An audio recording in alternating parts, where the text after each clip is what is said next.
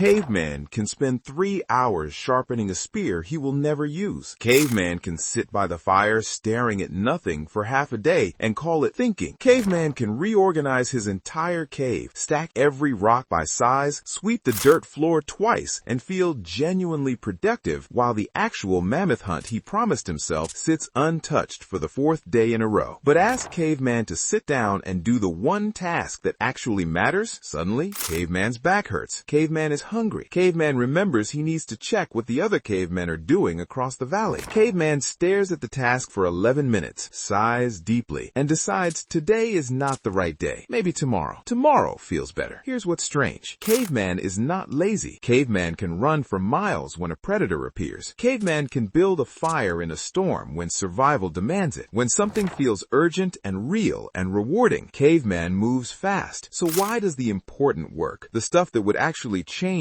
Caveman's life, feel like trying to push a boulder uphill in wet mud? And the bigger question, is there a way to turn Caveman into the kind of creature who actually climbs, who gets to level 2, level 5, level 8, and eventually becomes the version of himself he keeps imagining by the fire every night? The answer exists, but it starts somewhere Caveman never expected. It starts inside his skull. Level 1. The Caveman everyone knows. This is Caveman at the bottom. He wakes up late, he eats first, he checks what other cavemen are doing. He picks up his spear, puts it down, picks it up again. By the time afternoon arrives, Caveman has done everything except the hunt. This isn't a character flaw. This is factory settings. Caveman's brain was built for a world where dangers were immediate and rewards were instant. Run from tiger, survive. Eat berry, feel good. Every decision Caveman's ancestors made had a fast result attached to it. The brain was never designed for tasks where the reward arrives weeks or months later. So when Caveman sits down to do important work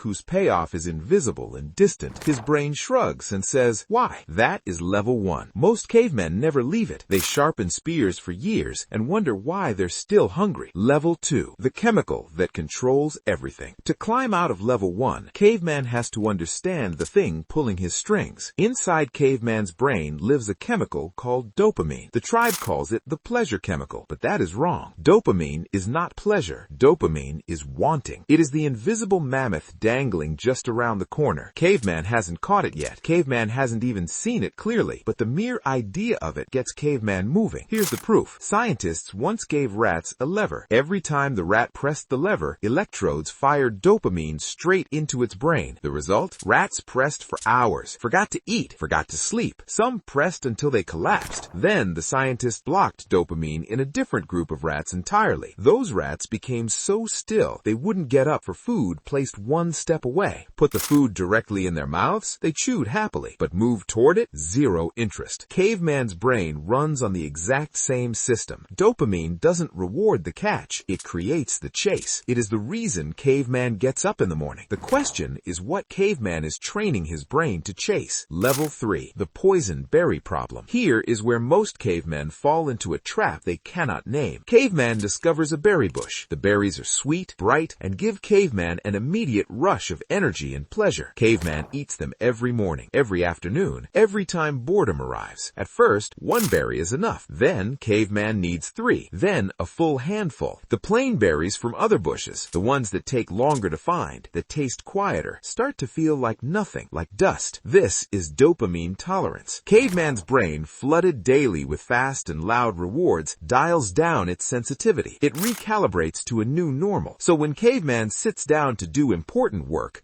whose payoff is invisible and distant, his brain shrugs and says, why? That is level 1. Most cavemen never leave it. They sharpen spears for years and wonder why they're still hungry. Level 4. The reset. Caveman has to unlearn the berry bush. The logic is simple. If Caveman gets stranded away from the berry bush for several days, hungry, bored, without his usual rewards, suddenly a plain berry found on the ground tastes remarkable. The brain recalibrates downward. Its expectations drop. And when expectations drop, ordinary rewards start working again. This is the detox, not punishment. Recalibration. There are 2 ways Caveman can do this. The first is the hard reset. 1 full day. No berry bush, no fire staring, no checking what other cavemen are doing. Caveman sits with the discomfort. When the boredom becomes almost unbearable, something strange happens. Suddenly, sharpening a spear feels genuinely satisfying. satisfying. Building something small feels like an accomplishment. The brain, starved of loud stimulation, starts accepting quiet rewards. The second is the weekly reset. Once a week, Caveman removes one high-reward habit. No valley scrolling on certain days. No comfort cave sitting on others. Small windows of voluntary discomfort that keep the brain from recalibrating too high. Caveman does not need to suffer forever. He just needs to remind his brain what real work tastes like when the candy berries are gone. Level 5. The system that changes everything. Caveman now understands the chemistry, but understanding is not enough. Caveman needs a structure. The rule is this: the hunt comes before the berry bush. Always. If Caveman reaches for the berries first thing in the morning, checks the valley, stares at the fire, fills his morning with small pleasures, the important work never happens. The brain has already been fed. The chase is over. Motivation drains before the day begins. But if Caveman does the work first, even 1 hour, even 30 difficult minutes, the berry bush becomes the reward it was meant to be. Guilt-free, earned. 1 hour of real work earns Caveman 15 minutes of rest. A full morning of hard hunting earns Caveman a long afternoon by the fire. The berries taste better when Caveman has actually done something to deserve them. The order matters. Work first, reward after. The berry bush never comes before the hunt. Level 6. 5 tricks to make the climb easier. Caveman now has the system, but the brain is still stubborn. It still resists at the start of every session. These 5 tricks make the first 5 minutes survivable. Trick 1. Turn the hunt into a game. Caveman loves winning, so Caveman makes levels out of the work. Each task completed is a mark on the cave wall. Each mark is a trophy. The brain, which is wired to chase, starts chasing progress instead of berries. Trick 2. Start with 2 minutes. Caveman does not say, "I will hunt for 2 hours." Caveman says, "I will pick up the spear for 2 minutes." That is it. Because once Caveman picks up the spear, momentum arrives on its own. Starting is the hardest part. Make starting tiny. Trick 3. Instant small rewards. Caveman's brain is wired for speed, so after every small task, give it a fast reward. 1 section of cave wall cleaned, 1 small berry. 1 page of planning done, 5 minutes outside. Small wins keep the brain engaged instead of rebelling. Trick 4. Hunt with the tribe. Caveman alone is easily distracted. Caveman with 3 other hunters suddenly doesn't want to be the one sitting down. Accountability is not motivation. It is social pressure, and social pressure is one of the most ancient forces in Caveman's brain. Study with someone. Work alongside someone. Make laziness visible. Trick 5. Change what Caveman calls himself. Caveman behaves according to his own story. If Caveman says, "I am the caveman who can't focus," he will prove that story right every single day. If Caveman says, "I am a hunter who does not stop until the work is done," he begins, slowly, awkwardly, behaving like one. Identity comes before behavior, not the other way around. Level 7. The caveman at the top. Here is what Caveman discovers at the higher levels that nobody tells him at the beginning. The work does not get easier. Caveman does not stop feeling the pull of the berry bush. He does not wake up one morning with perfect motivation and zero resistance. What changes is the relationship with the discomfort. Caveman at level 7 no longer expects the beginning to feel good. He expects it to feel like mud. He does it anyway. And because he does it anyway, the brain slowly, very slowly, begins to attach dopamine to the act of showing up itself. The hunt becomes the reward. Not always, not every day, but enough. Enough that Caveman begins to climb without needing to talk himself into it. Level 8. The only question that matters. Dopamine is not Caveman's enemy. It is the engine. The question was never how to remove it. The question is what Caveman points it at.